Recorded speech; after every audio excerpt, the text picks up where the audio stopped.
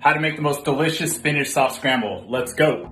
3 eggs, salt, add the nube, whip it up until nice and smooth, about 10 seconds.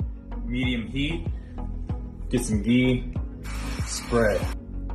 Once you can feel that heat coming off the pan, add in the eggs.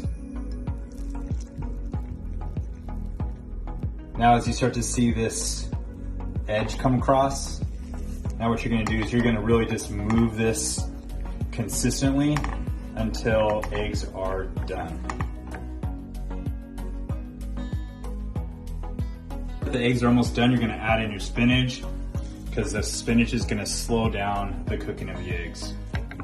Continue to fold in the eggs for about 30 seconds to a minute until they are wilted down into the eggs, and then remove from heat and serve. Now serve up that super delicious spinach soft scramble with avocado and the biggest, juiciest strawberries you've ever seen. Hope you guys enjoy.